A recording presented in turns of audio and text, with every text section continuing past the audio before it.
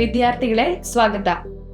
ನಾವೀಗ gas metal arc welding process ಮೂಲಕ horizontal position ನಲ್ಲಿ 3 mm ದಪ್ಪವಿರುವ ಮೈಲ್ಡ್ ಸ್ಟೀಲ್ ಶೀಟ್ ಮೇಲೆ ಲ್ಯಾಬ್ ಜಾಯಿಂಟ್ಸ್ ಅನ್ನು ನಿರ್ಮಿಸಲು ಕಲಿಯುತ್ತೇವೆ.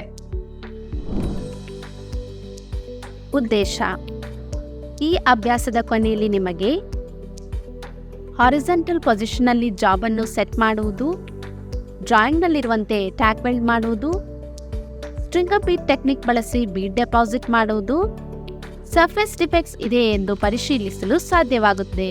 ವೆಲ್ಡಿಂಗ್ ಪ್ರಾಸೆಸ್ಗೆ ಬೇಕಾದ ಟೂಲ್ಸ್ಗಳನ್ನು ನೋಡೋಣ. Steel rule, ball peen hammer, half round file, try square, tongs, chipping hammer, steel wire brush, personal safety equipment, key ಮತ್ತು spanner, helmet type screen, angle grinder, flow meter ಇರುವ gas regulator, CO2 gas heater, shielding gas hoses, welding power source, ಸ್ಥಿರ ವೇಗ ಮತ್ತು voltage ಇರುವ wire ಫೀಡರ್ಸ್ನ ಪೂರೈಕೆ, ಎಲೆಕ್ಟ್ರಾಡ್ ವೈರ್ನ ಪೂರೈಕೆ, welding gun, shielding gas cylinder. ನಾವೀಗ lab joint ಸ್ಟೆಪ್ಸ್ಗೆ ಬೇಕಾದ ತಯಾರಿಕೆಯನ್ನು ನೋಡೋಣ. ಡ್ರಾಯಿಂಗ್ನಲ್ಲಿರುವಂತೆಯೇ MS ಶೀಟ್ಗಳನ್ನು ಕತ್ತರಿಸಿ ಚೌಕಾಕಾರದಲ್ಲಿ ಶೀಟ್ನ ಅಂಚುಗಳನ್ನು ಫೈಲ್ ಮಾಡಿ. ಕಾರ್ಬನ್ ಸ್ಟೀಲ್ ವೈರ್ ಬ್ರಷ್ ಮತ್ತು ಫೈಲಿಂಗ್ ಮೂಲಕ ಶೀಟ್ಸ್ಗಳ ಮೇಲ್ಮೈಯನ್ನು ಸ್ವಚ್ಛಗೊಳಿಸಿ. ಸ್ಪೆಸಿಫಿಕೇಶನ್ ಪ್ರಕಾರ ಲ್ಯಾಪ್ ಅನ್ನು ಸೆಟ್ ಮಾಡಿ.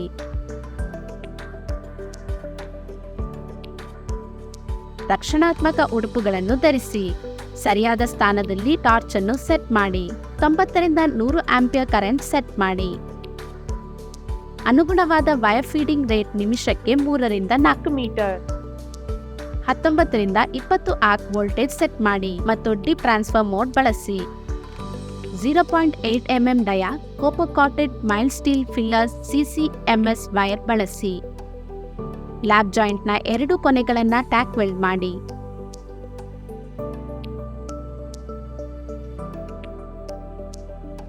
ನಾವೀಗ GMAW ಪ್ರಾಸೆಸ್ ಮೂಲಕ ಫ್ಲಾಟ್ ಪೊಸಿಷನ್ನಲ್ಲಿ ಲ್ಯಾಬ್ ಜಾಯಿಂಟ್ನ ವೆಲ್ಡಿಂಗ್ ಪ್ರಾಸೆಸ್ ಅನ್ನು ನೋಡೋಣ. ಟ್ಯಾಕ್ ವೆಲ್ಡೆಡ್ ಜಾಬ್ ಅನ್ನು ಹಾರಿಜಾಂಟಲ್ ಪೊಸಿಷನ್ನಲ್ಲಿಡಿ. ಗನ್ ಅನ್ನು ಜಾಯಿಂಟ್ಗೆ ಲಂಬವಾಗಿ 5 ರಿಂದ 15 ಡಿಗ್ರಿ ಕೋನದಲ್ಲಿ ಪ್ರಯಾಣದ ದಿಕ್ಕಿಗೆ ಇರಿಸಲಾಗುತ್ತದೆ. ಡಿಪ್ ಟ್ರಾನ್ಸ್ಫರ್ ಮೋಡ್ ಬಳಸಿ ರೂಟ್ ರನ್ ಅನ್ನು ಡೆಪಾಸಿಟ್ ಮಾಡಿ. ಸ್ಟ್ರಿಂಗರ್ ಬೀಟ್ ವೆಲ್ಡಿಂಗ್ ಟೆಕ್ನಿಕ್ ಬಳಸಿ.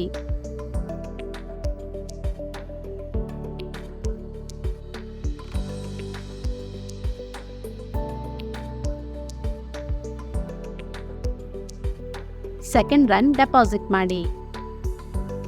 ಲ್ಯಾಬ್ ಜಾಯಿಂಟ್ನ ಮೇಲಿನ ಶೀಟ್ನ ಅಂಚಿನಲ್ಲಿರುವ ಟಾರ್ಚ್ನ ಚಲನೆಯನ್ನು ನಿಯಂತ್ರಿಸಬೇಕು. ಇದರಿಂದ ಅಂಚು ಕರಗುವುದಿಲ್ಲ. ವೆಲ್ಡ್ನ ಕೆಳಗಿನ ಟೋಗೆ ತಲುಪಿದಾಗ ಅಲ್ಪಾವಧಿಗೆ ಟಾರ್ಚ್ ಅನ್ನು ಪಾಸ್ ಮಾಡಬೇಕು. ಇದರಿಂದಾಗಿ ಟೋನಲ್ಲಿ ಅಂಡರ್ಕಟ್ ಆದರೆ ಫಿಲ್ಲರ್ ಮೆಟಲ್ನಿಂದ ಸರಿಯಾಗಿ ತುಂಬಿಸಲಾಗುತ್ತದೆ. ಅಗತ್ಯವಿರುವ ಬೀಡ್ ರೀಇನ್ಫೋರ್ಸ್ಮೆಂಟ್, ಎತ್ತರ ಮತ್ತು ಅಪಿಯರೆನ್ಸ್ ಪಡೆಯಲು ಟಾರ್ಚ್ಗೆ ಏಕರೂಪದ ಪ್ರಯಾಣದ ವೇಗವನ್ನು ಕಾಪಾಡಿಕೊಳ್ಳಿ. ಟಾರ್ಚ್ ನಾಝಲ್ ವೆಲ್ಡ್ ಸ್ಪ್ಯಾಟರ್ಸ್ಗಳಿಂದ ಮುಚ್ಚಿ ಹೋದರೆ ಆಂಟಿ ಸ್ಪ್ಯಾಟರ್ ಸ್ಪ್ರೇಯನ್ನು ಬಳಸಿ. ಇದನ್ನು ಮಾಡದಿದ್ದಲ್ಲಿ ವೈರ್ ಫೀಡ್ ಅನಿಯಮಿತವಾಗಬಹುದು. ಇದು ಅನ್ಎಸ್ಟಾಬ್ಲಿಷ್ಡ್ ಆರ್ಕ್ ಅನ್ನು ಉಂಟು ಮಾಡಬಹುದು. ಕಾರ್ಬನ್ ಡೈಆಕ್ಸೈಡ್ನೊಂದಿಗೆ CO2 ಗ್ಯಾಸ್ ಫ್ಲೋ ಏಕರೂಪವಾಗಿರುವುದಿಲ್ಲ. ಇದು ವೆಲ್ಡ್ ಮತ್ತು ಪೊರಾಸಿಟಿಯ ವಾತಾವರಣದ ಮಾಲಿನ್ಯವನ್ನು ಉಂಟು ಮಾಡುತ್ತದೆ. ಸ್ಟೀಲ್ ವೈರ್ ಬ್ರಷ್ನಿಂದ ಬೀಡನ್ನು ಶುಚಿಗೊಳಿಸಿ.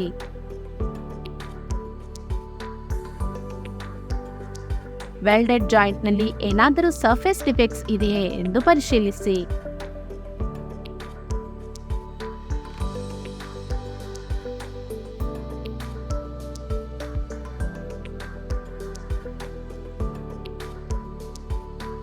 ನಾವೀಗ GMAW ಪ್ರಾಸೆಸ್ ಮೂಲಕ ಹಾರಿಜಾಂಟಲ್ ಪೊಸಿಷನ್ನಲ್ಲಿ ಲ್ಯಾಬ್ ಜಾಯಿಂಟ್ನ ಎಚ್ಚರಿಕೆ ಕ್ರಮ ಮತ್ತು ತಪಾಸಣೆಯನ್ನು ಚರ್ಚಿಸೋಣ. ಏಕರೂಪದ ವೆಲ್ಡ್ ಗಾತ್ರ ಮತ್ತು ಸರಿಯಾದ ರೀಇನ್ಫೋರ್ಸ್ಮೆಂಟ್ ಇದೆಯೇ ಎಂದು ಪರಿಶೀಲಿಸಿ. ಒಳ್ಳೆ ಬೀಡ್ ಪ್ರೊಫೈಲ್. ವೆಲ್ಡೆಡ್ ಏರಿಯಾ ಶುಚಿಗೊಳಿಸಿ. ವೆಲ್ಡಿಂಗ್ ಡಿಫೆಕ್ಟ್ಸ್ ಇದೆಯೇ ಎಂದು ಪರಿಶೀಲಿಸಿ. ಈಗ ಡಿಫೆಕ್ಟ್ಸ್ಗಳನ್ನು ನೋಡೋಣ. ಅಂಡರ್ಕಟ್,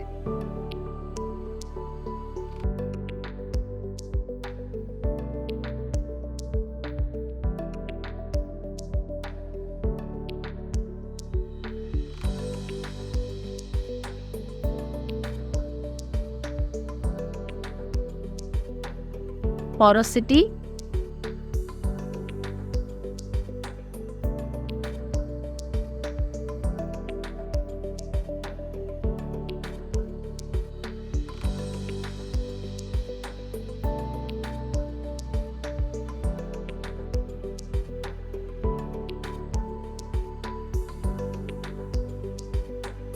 uneven bead formation,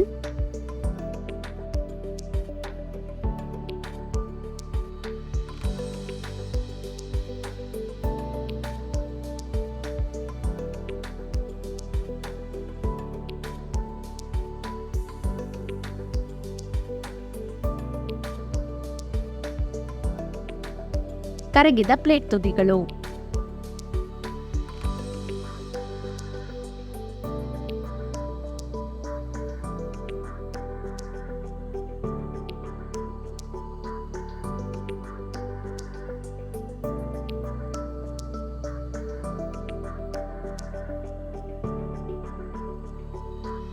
ರೀಕ್ಯಾಪ್. ಈ ಪಾಠದಲ್ಲಿ ನಾವೇನು ಕಲಿತೇವೆಂದರೆ ಹಾರಿಸಾಂಟಲ್ ಪೊಸಿಷನ್ನಲ್ಲಿ ಜಾಬ್ ಅನ್ನು ಹೊಂದಿಸುವುದು, ಡ್ರಾಯಿಂಗ್ನಲ್ಲಿರುವಂತೆಯೇ ಟ್ಯಾಕ್ ವೆಲ್ಡ್ ಮಾಡುವುದು, ಸ್ಟ್ರಿಂಗರ್ ಬೀಡ್ ಟೆಕ್ನಿಕ್ ಬಳಸಿ ಬೀಡ್ ಡೆಪಾಸಿಟ್ ಮಾಡುವುದು, ವೆಲ್ಡ್ ಡಿಫೆಕ್ಟ್ಸ್ ಇದೆಯೇ ಎಂದು ಪರಿಶೀಲಿಸುವುದು. Thank you students. ನಾವು ಮುಂದಿನ ತರಗತಿಯಲ್ಲಿ ಭೇಟಿಯಾಗೋಣ. ಬಾಯ್.